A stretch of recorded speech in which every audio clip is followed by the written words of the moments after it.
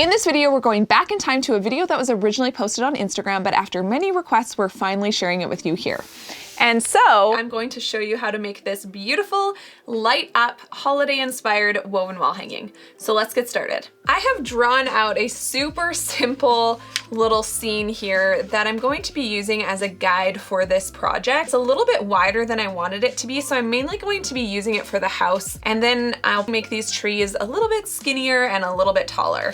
The first thing that we need to do is warp your loom with as even tension as you can, not pulling too tight, but also not letting it be really loose. Next, we are going to take our cardstock and we're going to weave them into the base. Then we're going to do a twining stitch and then some plain weave just as the base of our weaving. So I'm going to cut 31 groups of fringe. Now that we have all our fringe cut, we're ready to start tying it on, and we're going to be doing a mixed fringe.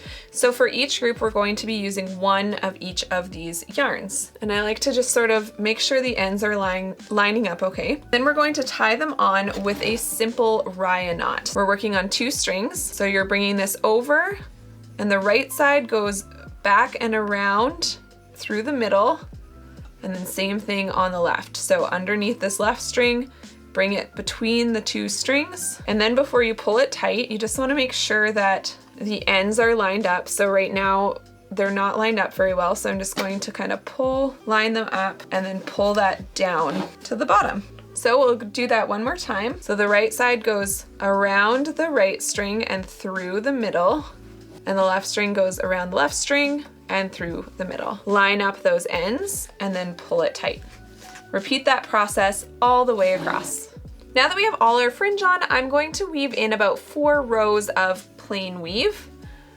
I'm going to let this tail just hang out here, and we're going to start weaving in our picture. I'm going to start around this warp string here. This doesn't have to be super precise.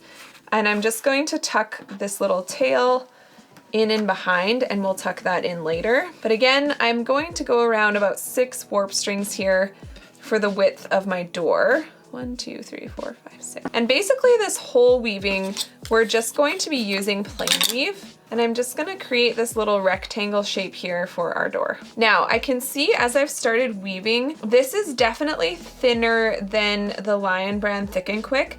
So I'm thinking just to make this go a little bit faster, I'm going to double up the yarn for the door. So I'm gonna just unweave this.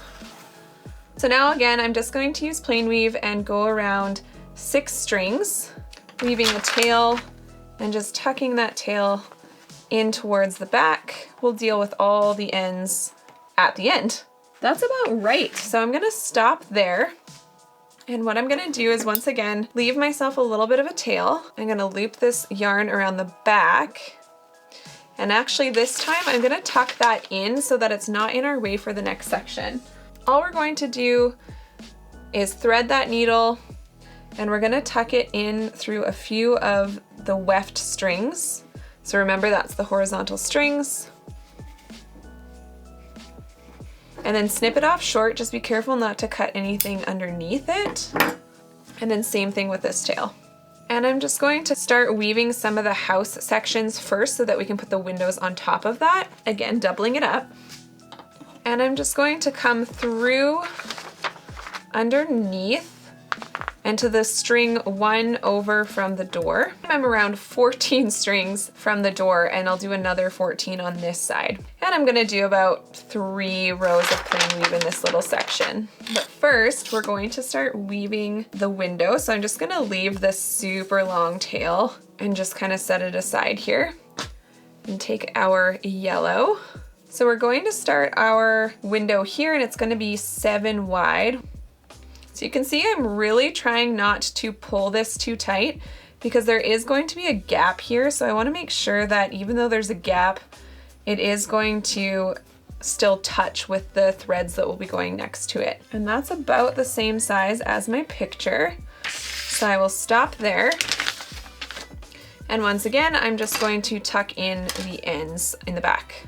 Next, we are going to repeat that same process on this side. So you can count the strings between the door and the window and how many strings you are around the window, and just repeat that exact same thing on this side. The next thing that we're going to do is just simply fill in with this blue, since this is our main color of the house. So now that I have this blue part filled in, I'm going to start working on the next area, which is these 3 windows. So all of that I'm going to do is repeat what we did here, and then I'll put one more window in the center that will be slightly bigger than our door. But other than that, it's the exact same process.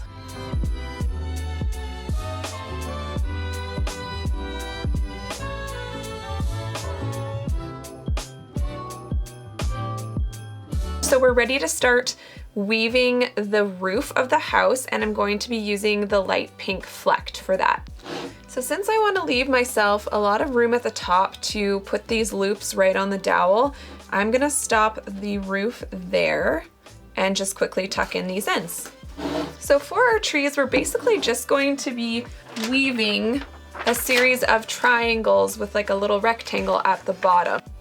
So first I'm just finding the center string, if there is. So it's these 2 that's center. So I'm gonna go over this one, and we'll go over 2 warp strings for our tree trunk. So now I'm going to start going a little bit wider with this tree.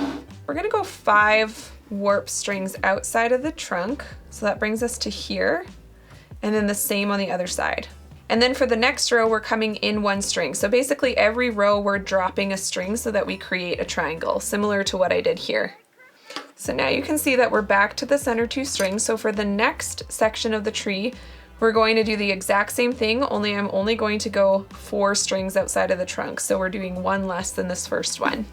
And same thing for the last triangle of this tree. Again, we're just going to go 1 less string than this row, so we're just coming out 3 from the center.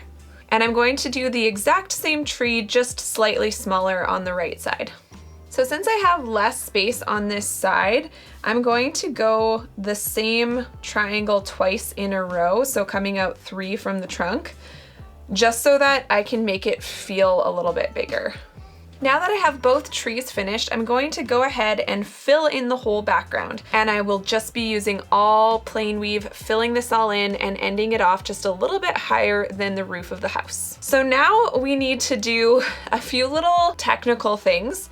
So when we wove this, there's these huge gaps between all these shapes, and we need to close those because otherwise when this comes off, it has a pretty big chance of just bulging out right here. So I'm gonna flip this over. We're going to kind of do an invisible stitch in between all the shapes.